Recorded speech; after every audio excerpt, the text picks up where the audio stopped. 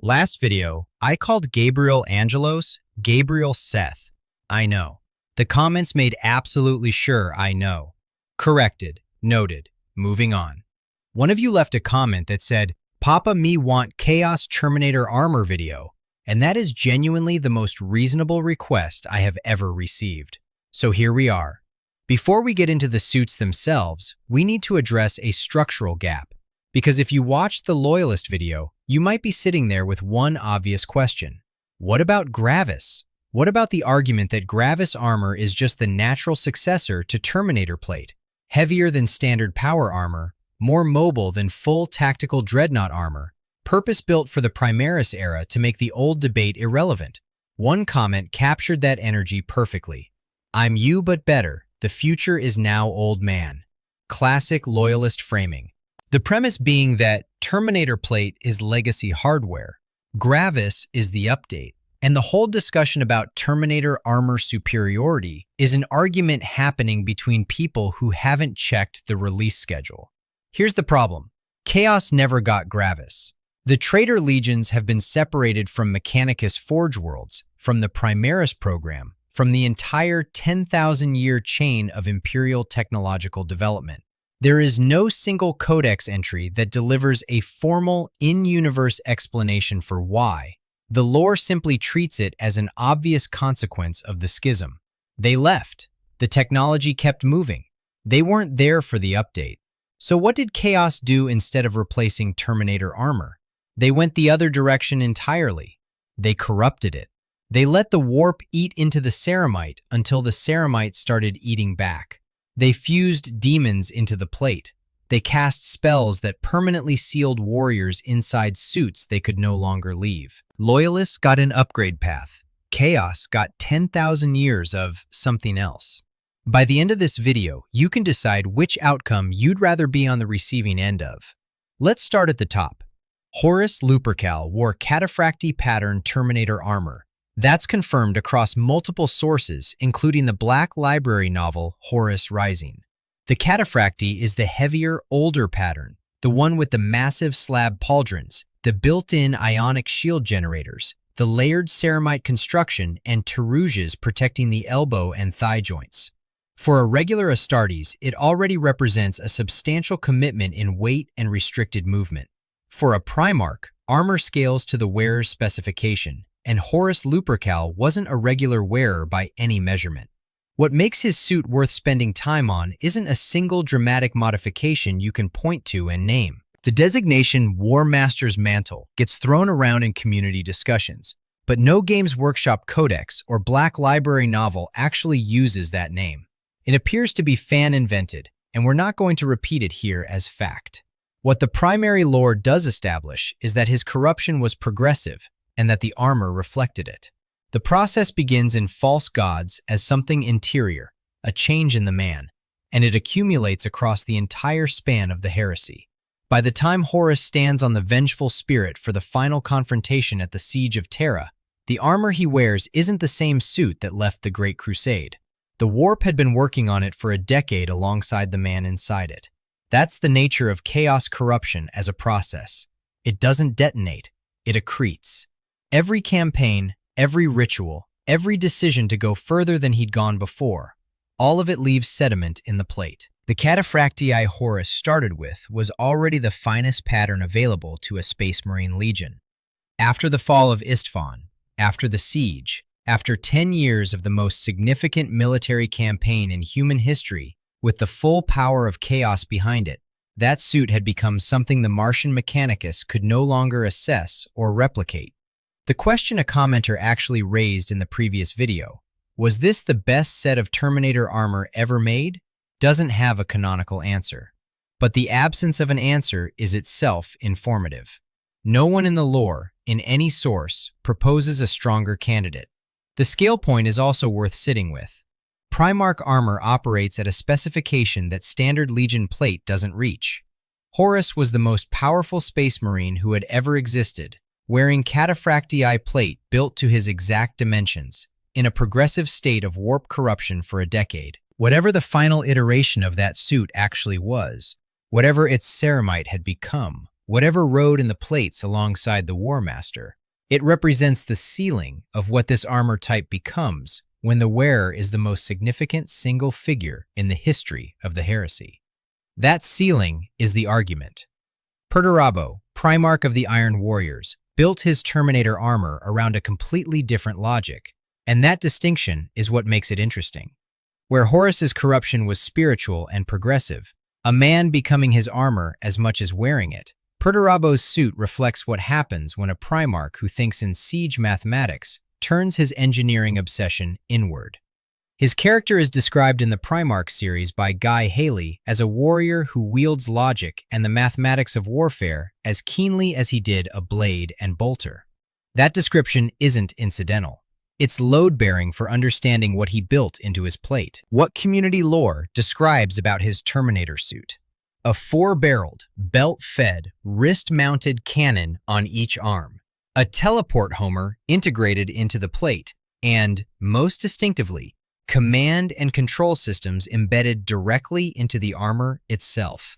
Not a separate device he carries, systems built into the suit that link him to his forces across the entire battlefield, allowing him to process the geometry of a siege in real time from within the plate. He is a mobile command center wearing Terminator armor, not a commander who also happens to be wearing it. The distinction matters because it means the suit isn't just protecting him, it's making him better at what he already does, which is understanding how to unmake anything anyone has built. A name circulates in community discussions, Logos Artifice, but it hasn't been confirmed in a primary Black Library text, so treat it as widely referenced rather than canonically settled. What isn't in dispute is the underlying character of the modifications.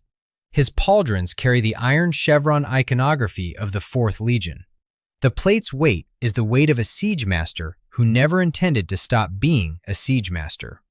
Where most Primarch armor accretes warp corruption as a spiritual stain or physical mutation, Perturabo's accretes capability. Additional targeting solutions, additional tactical feeds. The armor as a system that calculates the same way he calculates.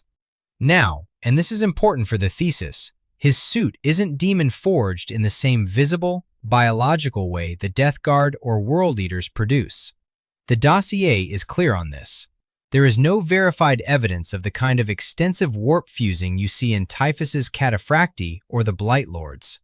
His relationship with chaos is more complex than Demon Prince walks out of a dark forge with fire in his eyes. He withdrew into the Eye of Terror with his legion. He is corrupted, but his corruption presents as engineering mastery rather than mutation, and his armor is the expression of that presentation. That isn't a limitation. A suit of Terminator plate that makes its wearer functionally omniscient within his own battle space, wielded by a Primarch who has been refining siege doctrine for 10,000 years in a warp anomaly, isn't at a disadvantage against the standard Loyalist pattern because it lacks visible rot. It's a different kind of weapon, which brings us to the man who has been conducting the long war for those full 10,000 years. Abaddon the Despoiler started the Horus heresy wearing custom-made Cataphracti pattern Terminator armor. This is confirmed by primary sources. The suit was built specifically to accommodate his exceptional stature. He was physically larger than a standard Astartes even before Primarch genetics entered the equation, and he was the military model for the Justaran, the first company of the Luna Wolves, the entire formation built around his silhouette. When the Justaran dropped at Istvan V in their singular black cataphractii, they were wearing the house color of Abaddon's personal template. He wore that suit through the drop site massacre, through the battle at Urant, through the Battle of Terra itself, and then the heresy ended, and he retreated, and he has been in the Eye of Terror and conducting black crusades across 10 millennia ever since. What Abaddon wears right now is where the lore becomes genuinely contested, and the contention itself tells you something. Some sources from the 9th edition describe his armor as enhanced power armor. The fandom wiki and most community sources describe a continuous line of cataphracti plate, heavily modified over millennia. Some threads assert it's Horus's actual armor. That claim isn't supported in any primary source. What that specific claim appears to be is fans conflating two confirmed objects. Abaddon took the Talon of Horus, the Power Claw, from the War Master's body after the Siege of Terra. That is confirmed. The armor as a direct physical inheritance from Horus isn't. The Talon is real. The armor as inheritance story is community inference built around it. What we can say without controversy, whatever Abaddon is wearing in the 41st millennium has been accumulating archaic devices, warp-inscribed runes, and battle fetishes for 10,000 years. It started as cataphracti plate built to Primarch-adjacent specifications. It has been modified continuously by the Dark Mechanicum in the Eye of Terror across 100 centuries. He carries Drachnion, a bound demon sword, and the Talon of Horus. The question of whether the armor around those weapons technically qualifies as Terminator plate or as something that started as Terminator plate and became its own category through 10 millennia of modification is, at this point, almost philosophical. After 100 centuries in the warp, the starting pattern isn't really the point. What emerged from all that time and all those campaigns is. Typhus is one of the cleaner, more specific stories in this entire dossier, and that makes it one of the most disturbing. Callus Typhon was first captain of the Death Guard. He wore cataphracti pattern Terminator armor. He still does. The armor hasn't left his body because his body has merged with it, and to understand why, you need to understand what happened when the Death Guard fleet was becalmed in the warp. The 14th Legion was transporting a weapon called the Destroyer Plague to Terra. En route, the fleet became trapped in the warp, unable to translate back into real space, drifting in a Nurgle-inflected pocket of the Immaterium, while the plague they were carrying began to work on the warriors inside their armor. For weeks, possibly longer, time in the warp doesn't track. The Death Guard died by degrees from a disease they had believed themselves immune to. Their Terminator plate didn't protect them, it confined them. The ceramite held the sickness in. Callus Typhon, the first captain, made a choice. He absorbed the full power of the Destroyer Plague, rather than die from it passively. What that meant for his body, it became a hive for the flies of Nurgle. His skin and his armor fused together. Great pestilential funnels grew directly through the ceramite of his cataphracti plate, punching through from inside, growing outward. He emerged from that transformation as Typhus, Herald of Nurgle, and what he wears is no longer a suit in any conventional sense. It's a merged structure. His plate is his body.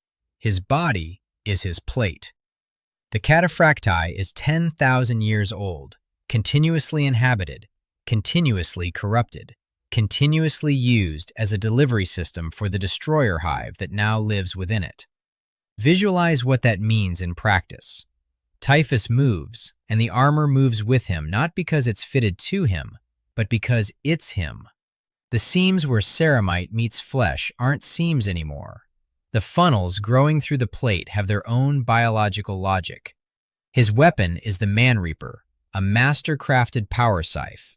His armor disperses blight across an area around him.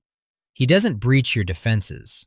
He contaminates the air in your vicinity, and the cataphracti plate around him is both the vessel and the broadcaster of that contamination. The Loyalist version of this armor pattern sits in an armory somewhere, maintained by tech marines, oiled and repaired according to Forge World rites that haven't changed since the Great Crusade. Typhus's version has been growing things for 10,000 years. Those are the same armor pattern. That's the divergence. The Death Guard produces two distinct Terminator formations, and they represent different stages of the same 10,000-year transformation. The Death Shroud are the Elder tradition. During the heresy, they served as Mortarion's personal bodyguard, and the obligation wasn't casual. Their duty was to ensure at least two of their number remained within 49 paces of the Primarch at all times. That proximity requirement meant they were never more than 49 paces from a demon Primarch across 10,000 years of service to Nurgle. Think about what that does to armor over time. Their suits were artificer-crafted cataphractii of the highest quality available to the 14th Legion when they were made, the finest work the Death Guard's artificers could produce, worn by the warriors entrusted with Mortarion's life. After 100 centuries in permanent proximity to their demon lord, saturated by the plagues of Nurgle, transformed by the same warp forces that turned Mortarion himself into something no longer entirely physical, that starting quality has been thoroughly revised. What the Death Shroud carry into battle now is the accumulated weight of millennia of Nurgle's influence expressed through cataphractii plate. Their sides, Man-Reaper pattern weapons reflecting their Primarch's own weapon, are extensions of the same corruption. They are slow, they are relentless, and they are the direct, intentional output of what happens when you design an honor guard around permanent proximity to one of Chaos's most powerful demon entities. The Blightlords are the mass formation equivalent, and in one respect their situation is more extreme. They are described as bound forever to their suits of mutated cataphractii Terminator armor. That word forever in 40k lore is never accidental. This isn't metaphor for strong loyalty or a figure of speech for long service. The corruption that saturates their plate has dissolved the distinction between the warrior and the suit.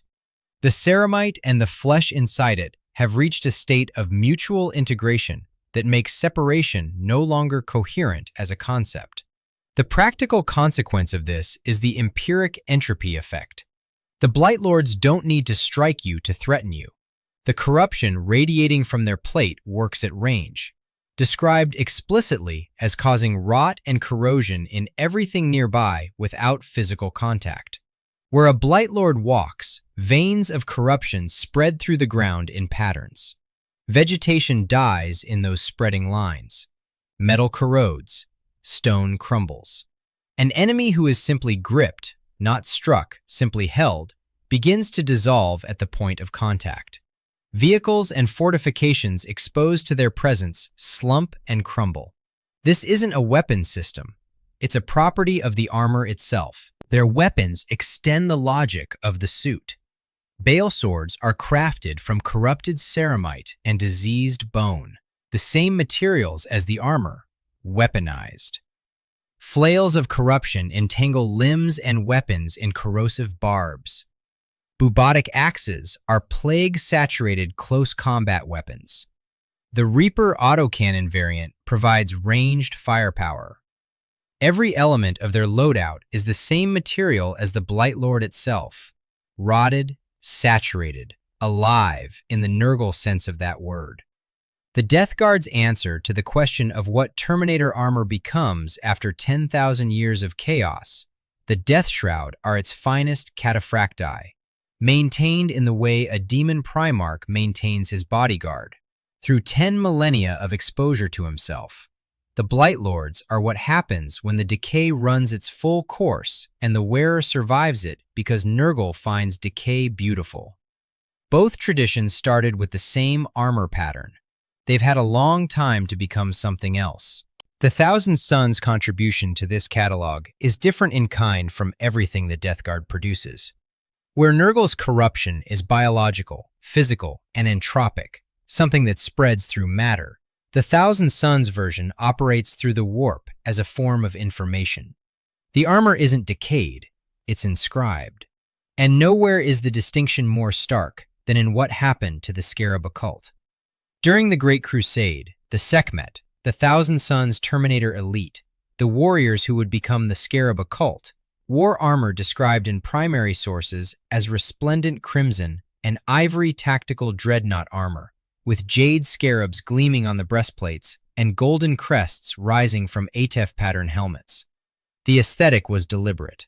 The Thousand Sons treated their warriors as scholar soldiers, and the iconography of ancient Khemri, of preservation and sacred knowledge, covered their plate. Before the Council of Nicaea formally proscribed sorcery, the Scarab occult had already begun etching their armor with profane inscriptions, treating those etchings as a duty, a way of encoding the forbidden knowledge Magnus had collected into the ceramite itself. The armor was already functioning as a library before the rubric made that metaphor literal. Then Ahriman cast the rubric of Ahriman. The intent was to save the Thousand Sons.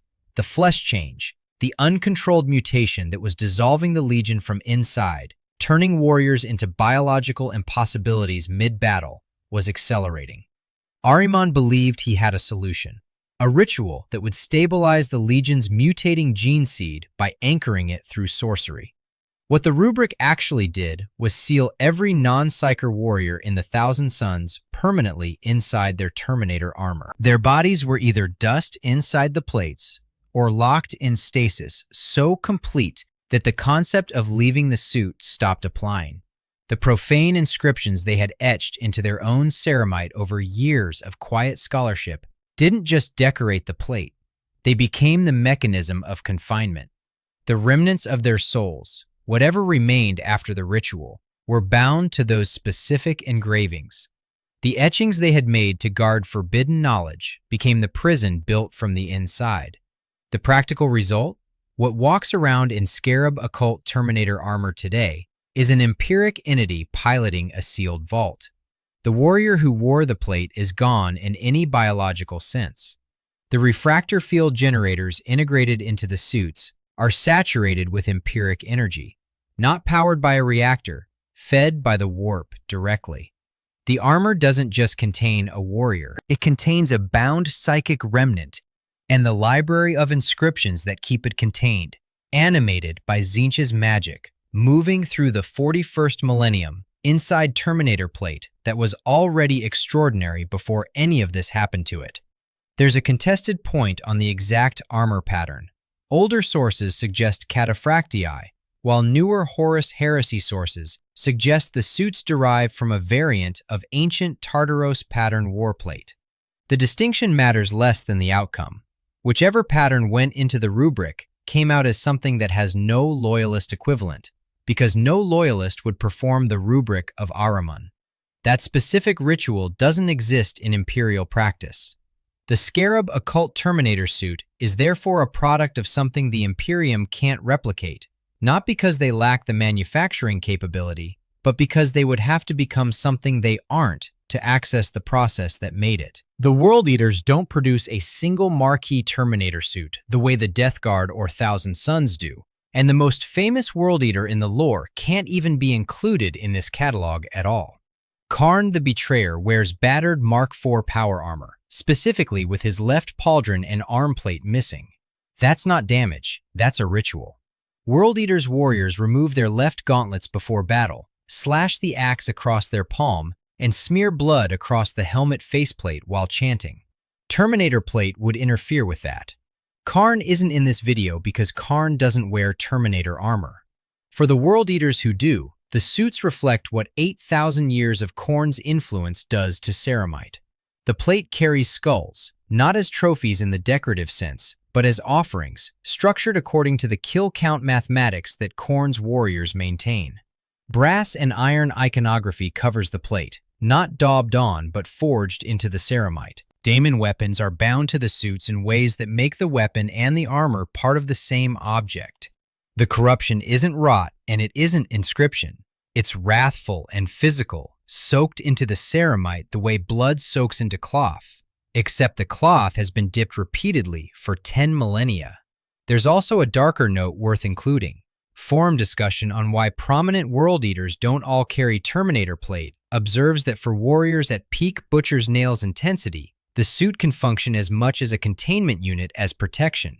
The nails are implants that drive the carrier toward violence by causing agonizing pain during any moment of inaction. A warrior that far gone may find Terminator plate's restricted mobility a liability in getting to the next kill rather than an advantage. The World Eaters who do wear Terminator plate are, in a sense, warriors who still have enough operational focus left to accept the movement constraints. That context doesn't make their suits less dangerous. It contextualizes the specific flavor of what's inside them. The Emperor's Children represent the most philosophically extreme approach to armor corruption in the entire catalog, even though their most famous champion can't be in this list for the same reason Karn can't. Lucius the Eternal wears what used to be Mark IV Maximus power armor, not Terminator. The armor has transformed into the demonic relic called the Armor of Shrieking Souls, now almost entirely hidden beneath a writhing skin of tortured flesh. The transformation mechanics are worth knowing even though they operate on power armor, because they illustrate exactly what Slanesh-flavored corruption does to the concept of a suit. Anyone who kills Lucius and experiences any satisfaction or pride in doing so begins to transform. The change is described as dark lines appearing under the flesh, a maze of scar tissue spreading outward. When the transformation completes, all that remains of the killer is a screaming, writhing face permanently subsumed into Lucius's armor. He doesn't just kill his enemies, he wears them. The plate doesn't record victories, it incorporates them, keeping enough of each soul's consciousness intact to suffer in perpetuity. That's power armor, not Terminator. But the Emperor's Children warriors who do wear Terminator plate carry the same Slanesh-inflected doctrine. Every modification is an intensification. Every corruption is also a refinement. The suit becomes more sensitive as it becomes more extreme. Where the Death Guard's Terminator suits are about endurance and spread, and the Thousand Suns are about containment and knowledge, the Emperor's Children's Terminator plate is about sensation. The armor as a medium for experiencing the extremity of battle more completely, not less. Sonic resonance systems integrated into the plate. Pain amplification that flows back to the wearer rather than being filtered. The corruption runs inward. The word-bearers produce the most theologically structured Terminator wearers of any legion.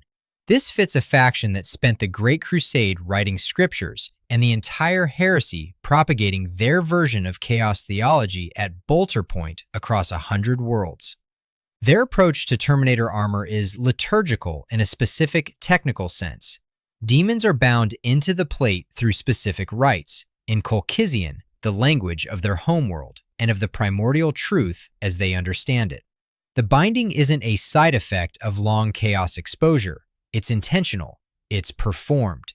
There are prayers involved. There are specific inscriptions that must be completed in the correct sequence before the armor is considered operational. The result is Terminator plate that carries a passenger. The daemon bound within the suit is constrained by the binding rites. It can't simply take over the armor and walk away. But it also isn't inert. It augments the suit with warp force in ways that standard ceramite can't replicate. It perceives through the plate. It can contribute to the warrior's tactical awareness in ways that make a word-bearer's Terminator wearer something different from a lone warrior in heavy armor. The suit is a collaboration between a legionary and a bound entity, and the question of whose goals are actually being served after 10,000 years of the long war in the Eye of Terror is a question the lore deliberately doesn't answer. The bindings hold. Probably. The Alpha Legion are the least useful faction to try to write clean, categorical statements about, and that is the point. Their Terminator wearers exist. Their armor carries the Hydra iconography and the blue-green coloration that identifies the XX Legion, and that identification is maintained regardless of which warband, cell, or infiltration operation is using it. The entire franchise is structured around making you uncertain whether what you're looking at is a traitor serving chaos, a double agent serving the Imperium, an independent operator pursuing a plan 17 steps removed from any objective you can identify, or some combination. Their Terminator plate is built to be misidentified. The modifications lean toward concealed systems, disguise capacity, and redundancy rather than the visible mutation of Nurgle's legions or the empiric saturation of the Thousand Suns. It's Terminator armor that wants you to think it's something else. In a catalog that includes armor that actively rots the ground around it, armor that imprisons souls within inscriptions, and armor that has been biologically fused to its wearer for 10,000 years, Terminator plate, specifically engineered to be mistaken for Loyalist equipment, is either the least terrifying option or the most, depending on whether you'd rather see the threat coming. One audience question deserves a direct answer before we get to the comparison point. A commenter asked, "Did the Astral Claws ever go fully chaotic?" The Astral Claws were a loyal Space Marine chapter, under Lugt Huron, their chapter master, who took the title Tyrant of Badab for himself. They accumulated recruits beyond what the Codex Astartes permitted, ignored chapter-mandated size restrictions, and built towards something that looked increasingly like an independent empire. The Badab War in late M41 was the point of no return. The Imperium sent forces. Huron was nearly killed. What survived retreated into the Maelstrom Warp Anomaly and became the Red Corsairs. The canonical classification is Renegade, not fully Chaos-aligned, and that distinction is genuine, not hair-splitting. The Red Corsairs recruit from Loyalist chapters, from Chaos warbands, from wherever Huron can take warriors. Their primary allegiance is to Huron's personal ambition, not to Khorne or Nurgle or Tzeentch or Slaanesh specifically. Their gene seed has degraded from Chaos exposure over time, and they operate from within a demon-tainted warp anomaly, but they aren't the Black Legion. They aren't doctrinally Chaos Marines in the way the original Traitor Legions are.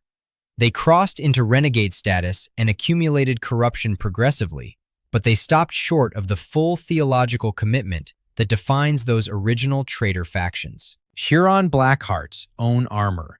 Some fan-compiled sources list it as corrupted Terminator plate, and his confirmed wargear includes the Tyrant's Claw, a combined heavy flamer and power fist. Whether the armor around those weapons technically qualifies as Terminator in a strict primary source sense is uncertain. What isn't uncertain is that whatever he's wearing has been through a near-fatal battlefield injury, an emergency retreat into a warp anomaly, and years of Red Corsair operations in the Maelstrom. It carries all of that.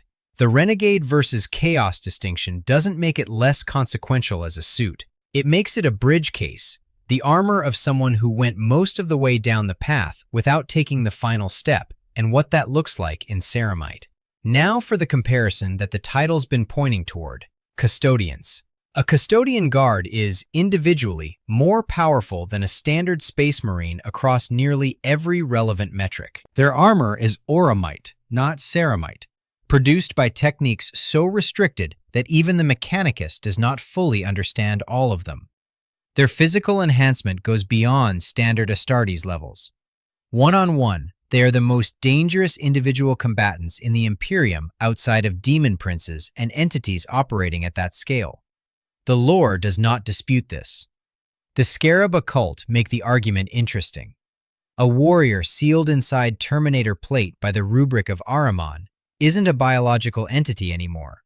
It's a psychic remnant piloting sealed ceramite, with its refractor field saturated by empiric energy and every surface of the plate inscribed with bindings that contain the remnants of 1,000 Suns sorcerer's soul.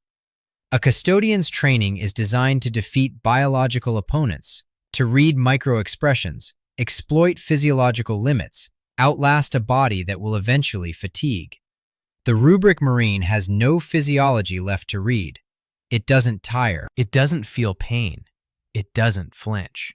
It has no blood pressure to spike, no adrenaline response, no fear reaction.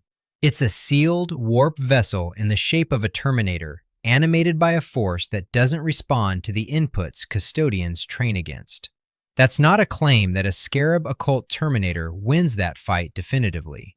Custodians have defeated far worse. But the specific argument for why the matchup is genuinely uncomfortable rather than obviously one-sided isn't about raw power comparison. It's about what happens when every variable a custodian trains against stops applying. The Auramite holds.